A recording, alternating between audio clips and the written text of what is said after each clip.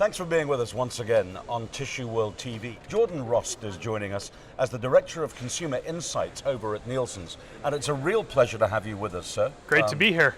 Thank you. I was fascinated, as the audience was as well, by all of your input into conference itself today. You've got a really good grasp, although I shouldn't need to have to say that. Appreciate that. On consumer affairs and what's going on inside the consumer side of the business. Sure. What are the key trends that we're looking out for at the moment, Jordan? Yeah, I think the big one is hard to ignore. Consumers are more connected than ever. That's true for where they can buy. So if you've got a phone in your pocket, you can pull that out at a moment's notice and get a product delivered to you 2 days from now, 2 hours from now. It's completely changing the way that shoppers are expecting products to come to them.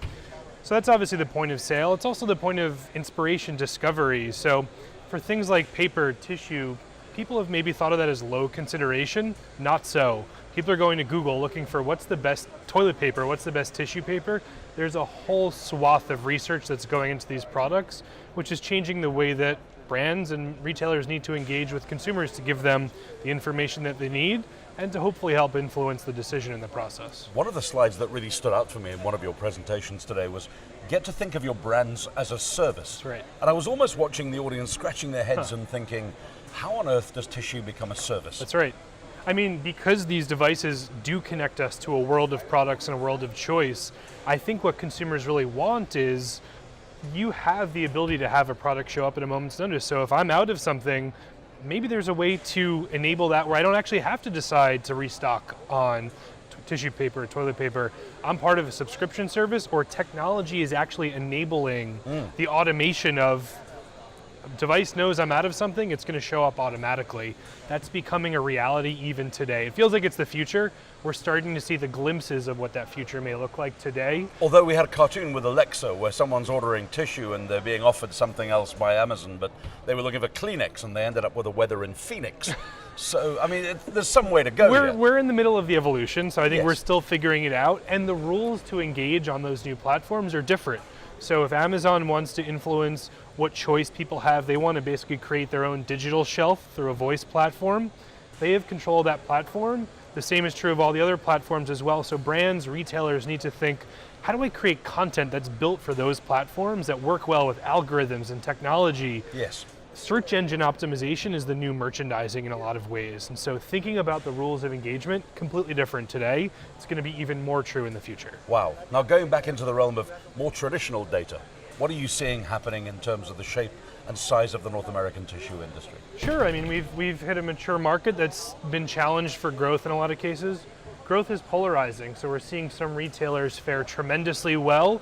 They're getting shoppers to buy their own private labels. They're getting shoppers to buy a whole range of branded goods as well. But then we also see retailers really struggling to redefine what value means for them, what convenience means for them. From a retail perspective, it really comes down to how do you deliver on the needs that consumers have, be it value, be it convenience, and how do you understand that across a much more diverse consumer landscape? Really appealing to a variety of consumer needs, but being very clear about here is the service that we provide, more than even just an experience. It's really about instilling confidence in consumers that you can deliver whatever it is that they need within your retail banner.